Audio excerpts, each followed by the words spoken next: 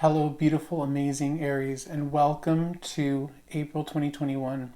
Thank you for joining my channel, Gift of Astrogab, and I'm so delighted to present to you this amazing month of April, which many say is an extension of the late March, with plenty of very helpful aspects to the charts, to and for all signs. Um, we're looking at a lot of sextiles and a few squares, but not very many. There are more helpful aspects, some trines as well. So, with all the planets going direct, pretty much, it's looking like one of the best months of 2021. Not that the other months won't be great, but this one is a good push towards many other better things. So, with that in mind, let's get started with Aries. To start off, I would like to say a great and wonderful happy birthday to all my Aries friends out there. Um, this is a really great month for you, and what a way to celebrate your birthday. We're kicking it off with, off the bat, a sextile. Um, we have many sextiles in the month, and the first one is on April 2nd, where Mercury in Pisces is sextiling Pluto in Capricorn. This is happening between your 12th and your 10th houses. Mercury in Pisces is it's a more dreamy, it's like it's a planet that's original home is in air, but it's in water. So it takes a dive and it learns to swim. And many times when this happens, communication gets more emotional, which is, it's good and bad, but mainly with the sextile, it's looking really good. We're having it happen in your 12th house. So communications regarding spiritual matters for you, regarding things you do at home when you're in peace, when you're at a peaceful state.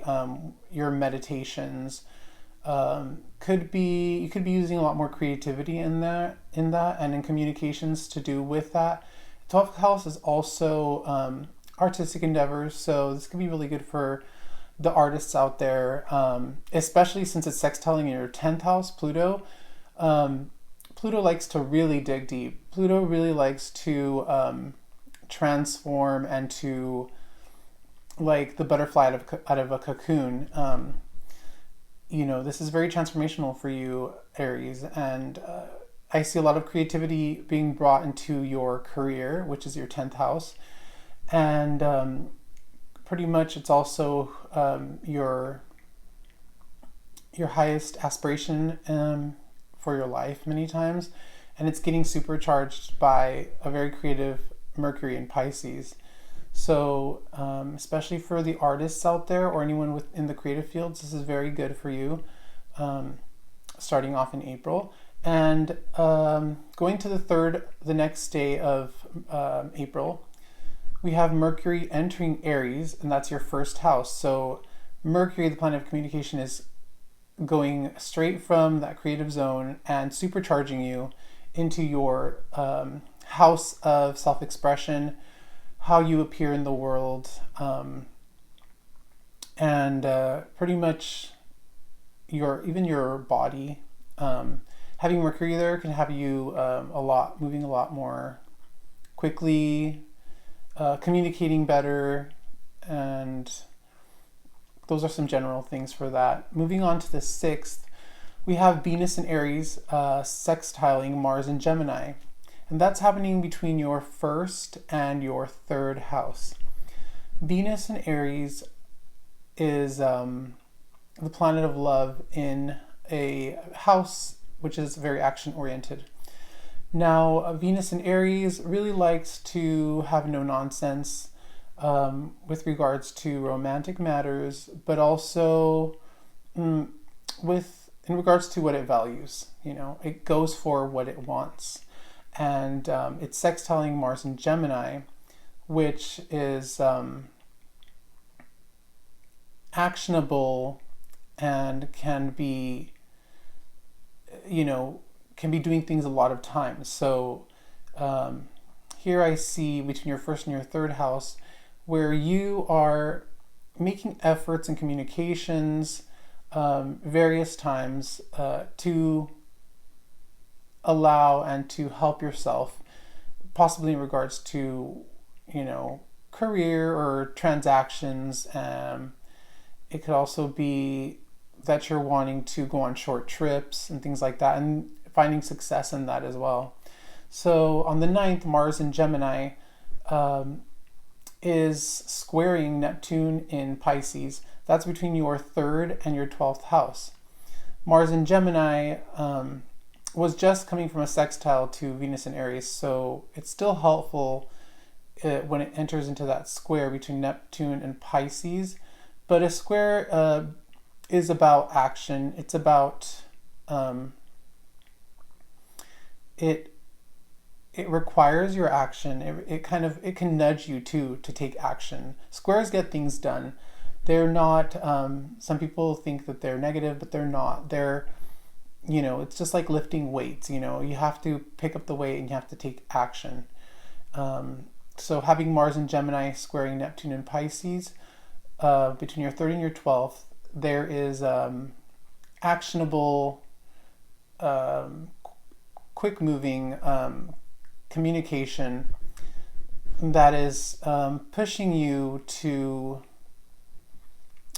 find more creativity and to dig, to dream, to find more inspiration. So there's kind of something nudging you to do that, and you're going to get communications probably around the 9th. That's a possibility in some way or form. Now on the 10th, Mercury in Aries in your 1st house is sextiling Saturn in Aquarius in your 11th. Mercury in Aries, again, it entered on the 3rd. It is rare and to go. It is, it's just very fast. You could be expressing yourself a lot more quickly in your communications with your body. You could be more mercurial, probably, moving around more, and in a positive aspect to Saturn and Aquarius in your 11th house. So with regards to, could be media, like it could be social media, it could be large groups that you are taking action in a positive way around the 10th. It could be online, it could be things like that as well.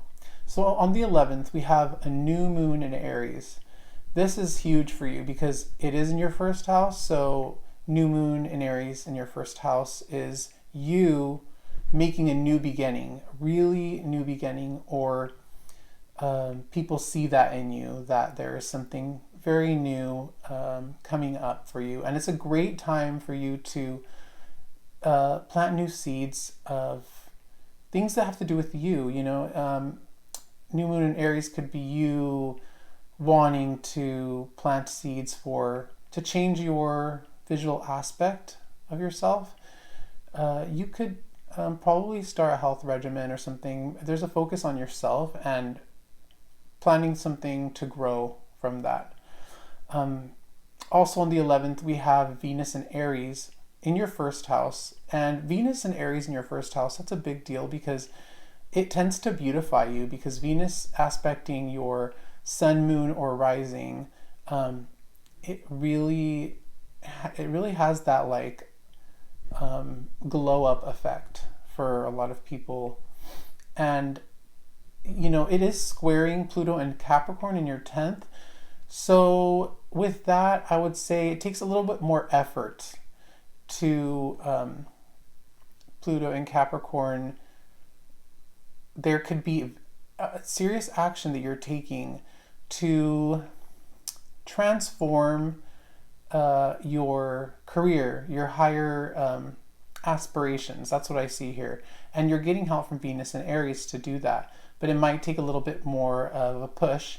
And that's good because it's like working out, it's all good for you. So moving on to the 12th, actually the 13th, we have a Sun in Aries in your first house, sextiling Mars in Gemini in your third. The Sun in Aries is a huge deal because, it's happy birthday to you, Aries. And also it brings way more vitality to your person, to, all aspects of you. It can be giving you more energy to do things. It's like taking a Red Bull, it's supercharging you. And it's sextiling in positive aspect to Mars and Gemini in your third house, which are your communications. So you're really moving fast. Sextile requires a little bit of action, not quite as much as a square, which can even push you to action. And then you have to work hard on top of that. But the sextile is like, it's, you have all the pieces of the puzzle, and they're kind of set in a way that you can kind of already see the way they go. And all you have to do is put them together. It's really easy. It's not as difficult as some of the other aspects. So, yeah, and you're doing it in a Geminian way in your communications, which is, you could be moving back and forth, grabbing a puzzle piece of what you want for yourself, and coming back to it, throwing the trash, coming back to it in your communications, but getting the job done, because the sextile also gets things done. So on the 14th, Venus is entering Taurus in your second house. Venus in Taurus, it's blessing your second house, which is mid-month. You could be getting some kind of return, some money. It could be money coming to you, or you are maybe beautifying, you're buying some accessory, you're shopping, something that you feel is valuable to you, and that's a very helpful aspect. On the 15th, mid-month, the Sun in Aries is in your first house, and it's sextiling Jupiter in Aquarius in your 11th. Sun in Aries, again, this is just great. It's all month for you, and it's bringing you a lot of vitality, a lot of shine, and it's sextiling Jupiter in Aquarius, which is really another big blessing. Jupiter is called the Great Benefic, and it is in Aquarius in your 11th house of large groups, mass communications, or online social media. This is a big deal. There's a lot of shine and vitality going to that for you, Aries. So, take advantage of it, and it's going to be it looks like it's a really good thing around that time. So on the 16th, moving on, we have the Sun in Aries once again in your first house, squaring Pluto in Capricorn in the 10th. So what I see here is you are very vibrant in your communications in general, and you're getting blessings from all the beneficial planets. And the square is saying that you're going to be, the square happening in your 10th house, Pluto in Capricorn, is you're being egged on, you're being like nudged by, maybe it's someone that you're working towards. You're being nudged to shine, and the nudge sometimes can feel a little uncomfortable, but it's looking with all those beneficial planets that you're gonna do a great job, and be stronger because of it, because the square is like lifting weights. Like I said, it's making you stronger, so that's a really good thing for you. And 17th of April, is Mars in Gemini in your third house, and it's trining Jupiter in Aquarius again in your 11th. And a trine is it's the highest, most positive of aspects. And so that means your communications are really blessed on the 17th in that 11th house of social media and mass communications and large groups of friends, family, whatever. That's your 11th house. So it looks on the 17th like something really, like a green light is happening in those aspects. Again, on the 17th, Mercury, 17th is a great day, it looks like, for you. It's Mercury in Aries, first house, which is you, sextile Jupiter in Aquarius in your 11th. Again, the planet of communications is moving fast, and you're taking action in that 11th house, and Jupiter is there helping you to expand in that and to make moves in that arena, which is once again large groups of friends, social media, and the like. The 17th again brings you Mercury in Aries in the first, sextiling Mars and Gemini as well. And it's just, I don't see anything bad here. This is really great. Mercury in Aries, sextiling Mars and Gemini in your third. Again, fast-moving communication. You're really good at it, and you're taking action in those communications. So it's looking really good. Moving on to the 18th, Sun in Aries, once again, in your first, is conjuncting Mercury in Aries. This is huge. And continuing with what we're talking about, huge vitality and vibrance, it intensifies here as Mercury is in Aries as well.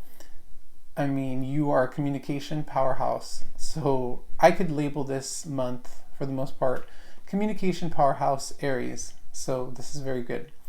The 19th, the Sun and Mercury enter Taurus in your second house. So moving on from your person, your body, your vitality, from you, moving to you as well, but your values and your resources and things like that are very second house. Second house could also be kind of how you nurture yourself, like self-care. So having the Sun and Mercury there, it's a big deal because you're getting vitality in those forms. You could be buying something, you could be pampering yourself with something.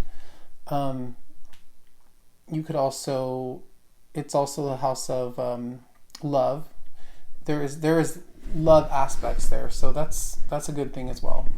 On the 20th, Vesta goes direct into Virgo. Vesta is a very powerful planet as well. Sorry, it's not a planet, it's an asteroid, and it goes direct in Virgo, so there's a health aspect here, and it looks really good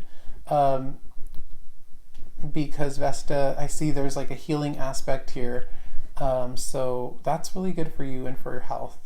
On the 22nd, Venus in Taurus is conjuncting, coming together. Conjunction is basically overlapping, coming together in the sky, and it's doing it with Uranus and Taurus. So Venus in Taurus is a blessed aspect, and it's coming together with revolutionary Uranus in Taurus. So in your second house, there's a positive revolutionary energy, could be transforming money for you, so it could be a very good thing. And seeing that Venus is there, it's most likely very blessed.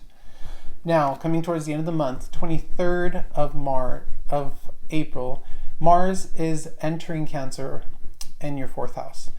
That's a big deal. Mars is action.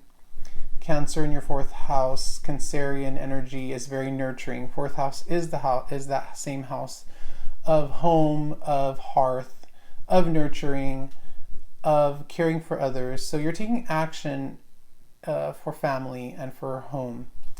And that's a really good thing, because considering how on the go you've been and high energy you've been and earlier in the month, this is bringing it all home for you, Aries. And the 24th, Mercury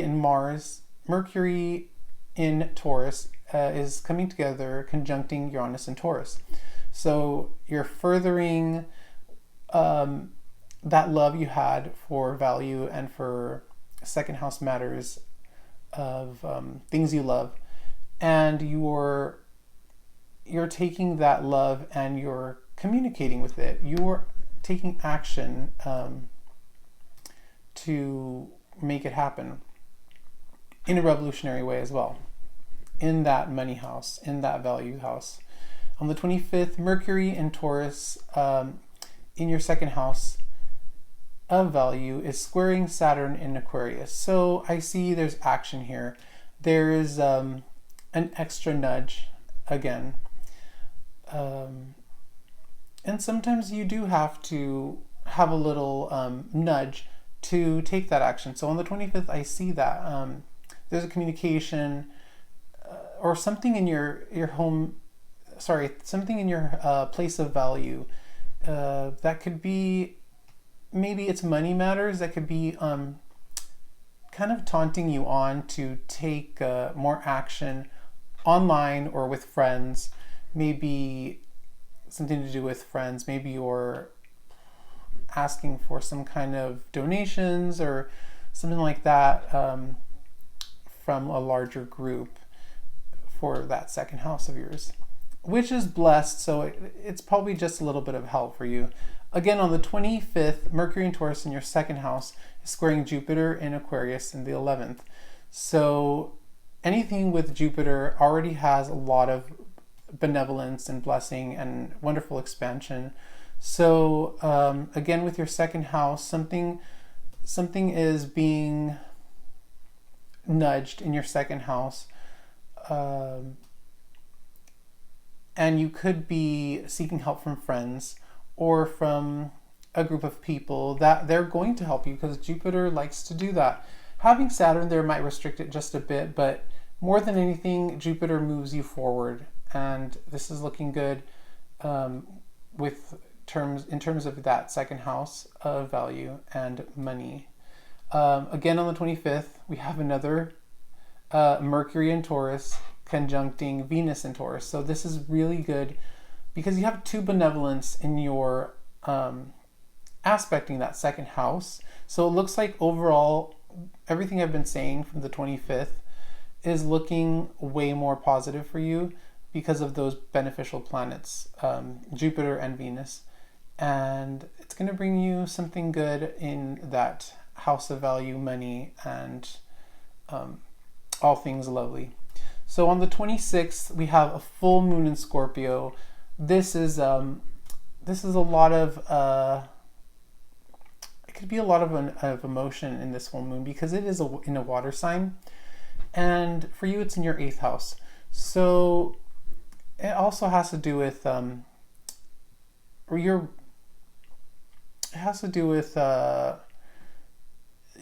resources and other people's money. Having a full moon is like you're letting go of something. Maybe you're letting go of somewhere where you used to rely on. It doesn't have to be money. It could be just a resource you had that you're kind of letting go. You're sieving out things you need and you really don't need to further yourself from there. And it's very transformative for you. And it's like a butterfly coming out of a cocoon. Many times when you let go of things, you're letting go of the cocoon that you were kept in to nurture you, but at a certain point it gets too much and you shed that skin and you come out as that beautiful butterfly. So this is really good too. It's great transformation. And it's very phoenix rising from the ashes, especially being in that 8th house. And on the 27th, Pluto, the planet of transformation as well, goes retrograde in Capricorn. This is a big deal and happening so close to that full moon. Pluto is going retrograde in Capricorn in your 10th house. It's intensifying that transformation for you. So I just get the feeling of rare butterfly. You know, you're like this rare butterfly coming out of your cocoon in terms of your career. This is a big deal. It feels like a big deal, and I just see you coming out stronger and better and pushing forward with that, with your career and your highest aspirations. Now on the 29th, closing it together, Mercury is in Taurus, again in your 2nd house, sextiling Neptune in Pisces in your 12th. This is another great aspect. There are more great aspects than more difficult ones. And the difficult ones, they're not really difficult because they have a lot of benefits there. So Mercury and Taurus in your second is communications in your house of value and house of things that you hold and things that you that are important.